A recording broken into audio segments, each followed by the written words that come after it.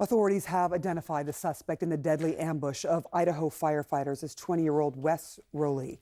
Now, officials say Rowley's motives at this point remain unclear, but his grandfather told CNN he wanted to become a firefighter himself. And police gave an update on how the fire was started. Rowley was found to be in possession of a flint starter, and we believe that was his method for starting the fire that eventually led to firefighters responding. Those firefighters responded and came under fire. 2 firefighters were killed. Coeur d'Alene Battalion Chief John Morrison and Kootenai County Battalion Chief Frank Harwood. A 3rd firefighter, Dave Tinsdale, was critically wounded. He remains in the hospital. Kootenai County Fire Chief told CNN that their fire teams, as you might imagine, remain shaken from this attack. The team is, as you can expect, shaken. The families are our focus. The families of the fallen as well as the injured are our focus. We're wrapping our arms around them, but and also at the same time focusing on our firefighters that were on the scene and survived and had to see this horrific incident unfold. Joining me now is former FBI crisis management and tactical operations leader, as well as a veteran firefighter, Jason Pack. Thank you so much for being there. I see your helmet there. Look, Rowley's grandfather said his grandson wanted to become a firefighter, but here he is, luring firefighters to a scene just to shoot at them. What does this tell you about him? Good morning, ma'am, and thanks for honoring the firefighters at the top of your piece there. It's we've talked a lot about the investigation, but I think it's just as important to remember those brave men that have given their life serving their community. So thanks for helping us honor those. As far as the investigation goes, Ms. Seidner, we've seen the public information come out from the Sheriff Norris there about this incident. And what they've learned as we've been talking about putting this timeline together, figuring out the pieces and the kernels and the breadcrumbs that might lead us back to the why of this case. They were able to find former roommates, former neighbors, former colleagues that he may have worked with, all with bits and pieces of information. So including sleeping in his car. And there was some information that firefighters asked him to move his vehicle at the brush fire. That came out yesterday.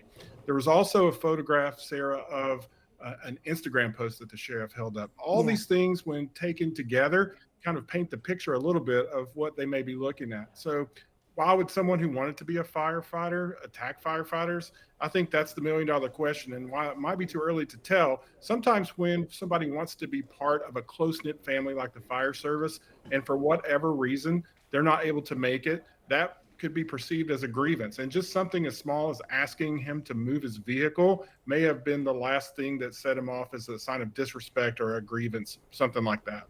Yeah, that's a really interesting take on it as well. I do want to go back to that picture. Can we put the picture back up that was shown by authorities from his Instagram? He has on, camouflage, and he's got this picture that is on there with him. What does that tell you? It appears in this photo that he was going to war there. Sarah, what makes these things so difficult is this piece of information in and of itself may not say anything, but when you combine it with the facts, you could consider this to be a little bit of leakage or fantasy, like foreshadowing what may be happening. Now, just because someone does this on Instagram or social media every day doesn't necessarily indicate something bad has happened. But when you take this all into the total picture, like the investigators there in Kootenai County have been doing in Coeur d'Alene and interviewing the neighbors and the witnesses, and talking about isolating living in your car by yourself. I heard that there were seen reporting that there were welfare checks of him leaving his car running for several hours, just some odd behavior, as we might call it.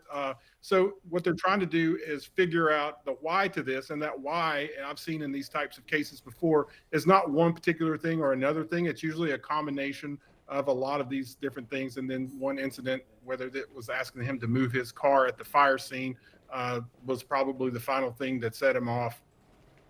You talked about the firefighters, as I did at the very beginning.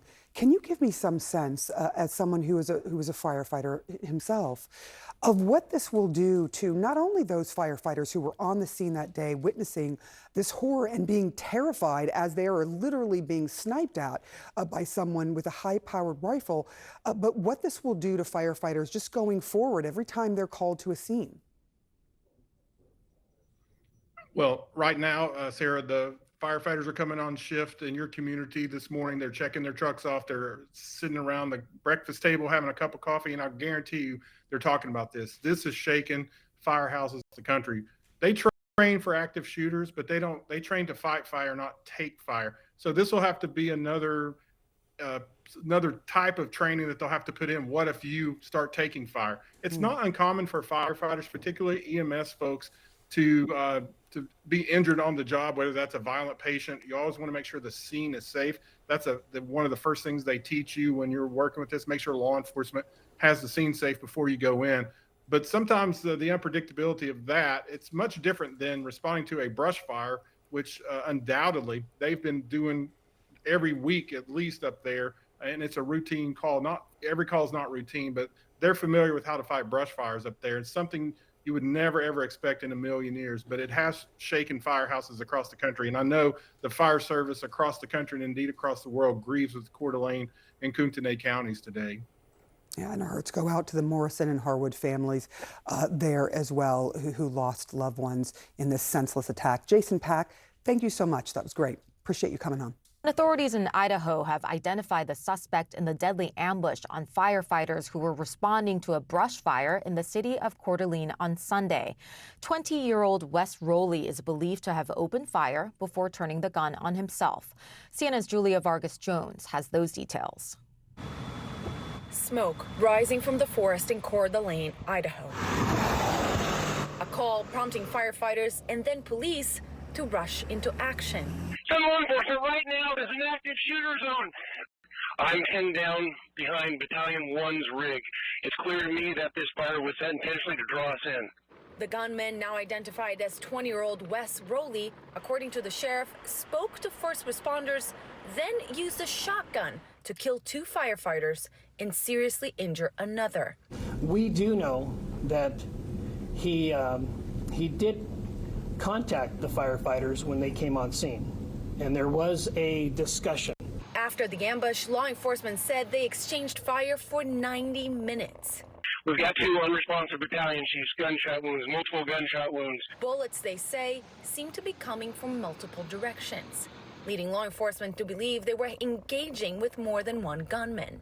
In the end, a single suspect was found dead with a firearm near his body. It appears that he shot himself. We believe that he engaged deputies from the tree. Yesterday was one of the most absolute darkest days. Coeur d'Alene Battalion Chief John Morrison and Kootenai County Fire and Rescue Battalion Chief Frank Harwood died in the attack. Chief Harwood is married, has 2 children. He is also a former Army National Guard combat engineer, so he's a veteran as well. Battalion Chief John Morrison sustained fatal gunshot wounds yesterday and died in line of duty. He has served the city of Coeur d'Alene in this community for over 28 and a half years. Another firefighter is still in critical condition. Firefighter Ben Hector got an all-hands page to come in after the shootings. Like many here, he knows the victims well. These were your guys. The chief was my chief. We know each other well. My friend in the hospital, he owns a really cool Christmas tree farm. My sons have gone to work for him. We're friends.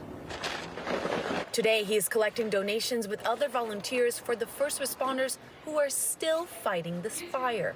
We have seen the heartache of losing an officer in the line of duty, and your hope is that it never happens again. So to have this happen with fire is awful. It's shocking, for sure. Does it change the way that you see your community or the work that you do? No, that's an outlier. That's not the people here. Doesn't change anything. There's still just work to do. You don't get time off because it was a bad day.